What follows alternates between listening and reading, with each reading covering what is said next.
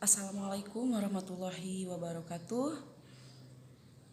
Baik anak-anakku, apa kabar semuanya? Mudah-mudahan kalian semua ada dalam lindungan Allah Subhanahu wa Ta'ala. Oke anak-anak, pada pagi hari ini kita akan belajar PAI. Materinya pengertian taat pada aturan, berlomba-lomba dalam kebaikan dan etos kerja. Nah, di sini ada pengertian taat pada aturan. Taat memiliki arti tunduk, sedangkan aturan adalah tindak atau perbuatan yang harus dijalankan. Taat pada aturan adalah sikap tunduk pada tindakan atau perbuatan yang telah dibuat. Dalam agama Islam, peraturan dibuat oleh Allah Subhanahu wa Ta'ala, Nabi, ulil amri atau yang lainnya. Aturan yang paling tinggi adalah aturan yang dibuat oleh Allah Subhanahu wa Ta'ala, yaitu terdapat pada Al-Qur'an. Aturan dibuat dengan tujuan agar tercipta ketertiban dan ketentraman. Oke anakku, di sini berarti taat itu berarti kan tunduk, sedangkan aturan tindakan atau perbuatan yang harus kalian jalankan. Contohnya kalian sebagai seorang pelajar, siswa-siswi SMA, kalian harus wajib mentaati peraturan yang ada di sekolah. Contohnya apa peraturan yang harus kalian taati itu? Yang pertama, kalian tidak boleh terlambat masuk ke kelas ya. Terus yang kedua, kalian harus berpakaian rapi. Yang ketiga, kalian tidak boleh merokok. Intinya kalian tidak boleh melakukan hal-hal yang negatif yang bisa membuat nama baik sekolah itu tercoreng oleh kelakuan kalian.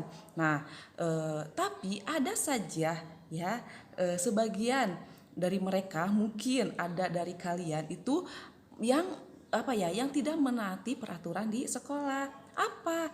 Ibu sering kali melihat kalian suka terlambat ke kelas 10 menit, 20 menit, 30 menit ya. Itu waduh kacau sekali yang terlambat ke sekolah ke kelas sampai 30 menit itu ya.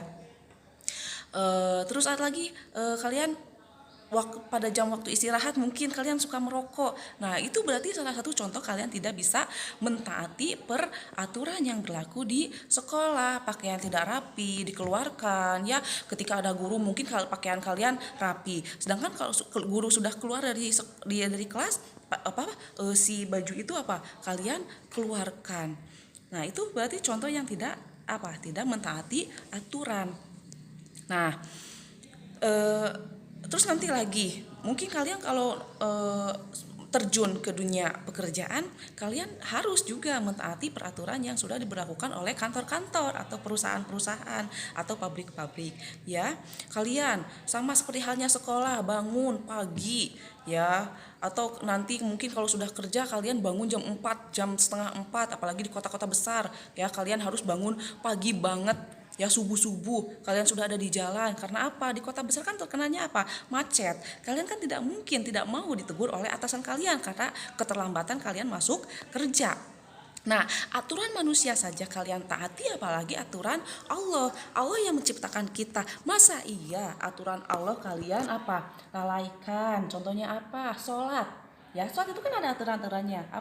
Tidak boleh lalai. Ketika ada azan, contohnya azan duhur, kalian lalaikan. Nanti sholatnya 5 menit lagi, 10 menit lagi, setengah jam lagi, tahu-tahu udah mendekati waktu Waktu sholat asar. Berarti kalian itu tidak mentaati aturan Allah yang sudah diperbuat.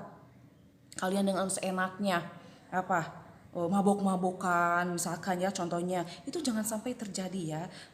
Kita itu harus mentaati aturan Allah ya. Allah yang sudah memberikan oksigen gratis kepada kita. Nah, jadi sekarang itu bagaimana kita cara mensyukurinya ya, cara intinya balas budi kepada Allah itu bagaimana. Nah, salah satunya adalah taat kepada aturan yang sudah dilakukan oleh Allah.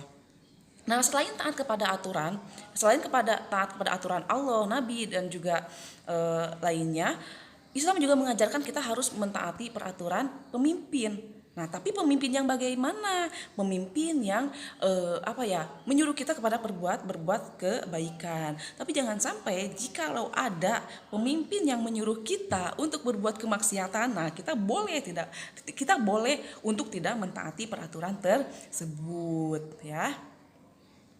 Nah, di sini ada eh, beberapa ayat Al-Qur'an ya yang mengenai peraturan, taat kepada aturan.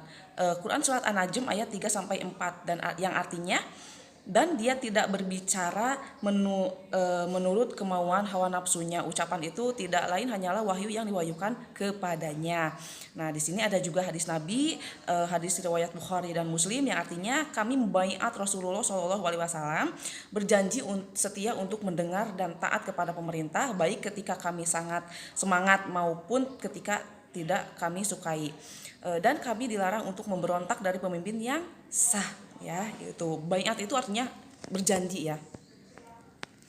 Adapun contoh taat pada aturan, yang pertama itu selalu menjaga nama baik keluarga, tuh yang tadi Ibu jelaskan ada ya, mentaati aturan keluarga yang berlaku, selalu mentaati peraturan yang berlaku di sekolah, disiplin belajar, menjaga nama baik lingkungan, masyarakat, ada yang lainnya ya. Nah, berarti wajib sekali kalian harus menjaga baik nama baik aturan keluarga yang berlaku, aturan apalagi sekolah. Jangan sampai kalian itu mencoret nama baik alma mater sekolah, ya. Jangan sampai bikin malu nama baik keluarga dan sekolah. Terus manfaat taat pada aturan, mengenali diri, rendah hati, kasih sayang sama, optimis, akrab dengan lingkungan, menciptakan perdamaian, akrab dengan makhluk lain, merasa bersyukur, menumbuhkan rasa hormat, menciptakan masyarakat tanpa fitnah dan bergunjing, ketenangan batin. Nah, itu mengenai taat kepada aturan. Nah, untuk yang selanjutnya, pengertian kompetensi dan kebaikan. Nah, apa itu kompetensi kebaikan? Fastabiul khairat, berlomba-lomba dalam kebaikan. Kompetensi dalam kebaikan adalah melakukan persaingan atau berlomba untuk melakukan kebaikan atau amal soleh. Secara terminologis, amal soleh adalah segala perbuatan yang tidak merusak atau menghilangkan kerusakan. Amal soleh juga adalah perbuatan yang mendatangkan maslahat atau sesuatu yang mendatangkan kebaikan bagi diri sendiri dan orang lain. Teruntuk umat muslim khususnya, ya, berlomba-lomba dalam kebaikan itu harus, ya. Karena apa? Masa iya kalian tidak kalau bahasa Sundanya tekabita gitu loh, melihat teman kita melakukan amal soleh, ya, memperbanyak amal soleh, sedangkan kalian dengan santainya langkebe, ya, misalkan sodakoh mah abi masih kene ngora kene iya lila kene kana maut. Nah, jangan seperti itu pemikirannya, ya. Jadi kita ingin melakukan amal soleh itu jadi engkebe gitu, karena merasa jong-jong kita itu masih muda mungkin. Nah, tidak boleh. Dari sekarang itu, ya, kalian harus berkompetensi dalam kebaikan. Ya, teman kita sudah menabung dari sejak mungkin dari sejak SMP, ya, sekarang udah SMA menabung kebaikan. Masa kalian mau bersantai-santai aja, tidak iri melihat teman yang lainnya berbuat kebaikan, tapi berkompetensi dalam kebaikan, ya. Jangan sampai kalian berkompetensi dalam keburukan. Berkompetensi dalam keburukan kalian semangat, tapi kompetensi dalam kebaikan kalian malah malesan. Jangan sampai seperti itu, ya. Nah, di sini ada kriteria berbuat baik atau amal soleh. Yang pertama, adanya niat yang ikhlas karena Allah. Tuh kan, adanya niat yang ikhlas karena Allah. Jangan sampai kalian berbuat kebaikan atau amal soleh itu kalian ria. Kalian misalkan, ya, bersedekah di masjid, pengen pakai mic itu, ya, misalkan ibu-ibu bapak-bapak yang bernama si fulan sudah menyumbangkan uang 10 juta, pengen disebut namanya biar orang tahu bahwa saya tuh udah berbuat amal soleh, sedekah ke masjid itu. Jangan boleh gitu, ya. Sebisa mungkin kita harus amal perbuatan kita harus disembunyikan, rahasiakan, ya. Benar dalam melaksanakannya sebagaimana yang telah ditentukan oleh Allah Subhanahu wa taala, bertujuan hanya mencari ridho Allah, tuh kan. Nah, di sini ada macam-macam perbuatan baik atau amal soleh. Perbuatan yang pertama itu perbuatan baik atau amal soleh yang berkaitan dengan Allah. Nah, harus berkaitan dengan Allah, ya. Terus yang kedua itu perbuatan baik atau amal soleh yang berkaitan dengan diri sendiri, dan masih ada yang lainnya. Manfaat Manfaat kompetensi dalam kebaikan, yang pertama itu dianugerahi kehidupan yang baik sebagaimana firman Allah yang artinya barang siapa mengerjakan kebaikan baik laki-laki maupun perempuan dan keadaan beriman, maka pasti akan kami berikan kebaikan kehidupan yang baik dan akan kami beri balasan dengan pahala yang lebih baik dari apa yang telah mereka kerjakan. Pokoknya kalau kita berbuat baik pasti akan dibalas dengan kebaikan juga ya. Jangan sampai kita Jangan sampai kita khawatir gitu loh. Misalkan kita sudah sodako, mau infak sodako, jangan sampai kalian itu ketakutan, aduh harta abi bisi berkurangi atau takut habis hartanya karena kebanyakan sodako. Jangan begitu ya. Justru Allah akan melipat gandakan uang yang sudah disodakokan kepada orang lain asalkan dengan niat ikhlas karena Allah Subhanahu wa taala. Nah, terus masih banyak lain poin-poinnya.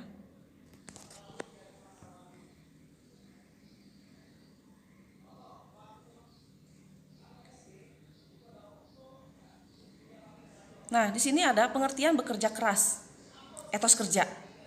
Kerja keras adalah berusaha atau berjuang dengan keras atau bersungguh-sungguh dalam mengerjakan sesuatu untuk mencapai suatu tujuan. Sedangkan menurut Islam kerja keras adalah bekerja atau bersungguh-sungguh untuk mencapai tujuan atau prestasi, kemudian disertai dengan doa dan berserah diri kepada Allah. Tuh, kalian sebagai makhluk hidup yang berakal ya, kalian itu harus harus bekerja keras. Jangan sampai kalian nanti sudah lulus sekolah nih ya, misalkan kalian ingin bekerja nih, tapi kalian hanya mengandalkan kumahang kebe sadipasihanaku Allah.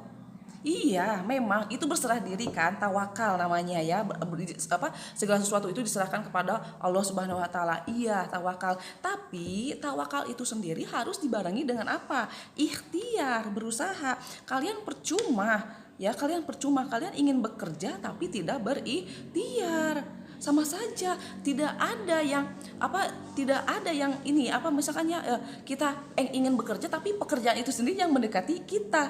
Tidak mungkin kan, harus mencari dulu pekerjaannya ya kan, harus ada ikhtiarnya itu sendiri. Misalkan ibu dulu ya pengen menjadi guru, ya pengen ngajar di SMA, otomatis ibu melamar ke sana ke sini untuk mencari sekolah yang lagi membutuhkan guru. Nah, ya kan, berarti itu ada ikhtiarnya, ada berusahanya. Nah, kalian juga harus seperti itu ya, harus bekerja keras. Nah, mungkin itu anak-anak materi pada pagi ini. Mudah-mudahan kalian bisa menangkapnya dengan baik ya. Terus lagi kalian jangan hanya materi ini jangan hanya dari ibu saja, kalian bisa mencarinya di internet ya, agar lebih luas lagi pengetahuan kalian ya, karena belajar itu tidak hanya yang diberikan oleh guru saja, tapi kalian bisa bisa mencarinya di internet ya. Oke, assalamualaikum warahmatullahi wabarakatuh.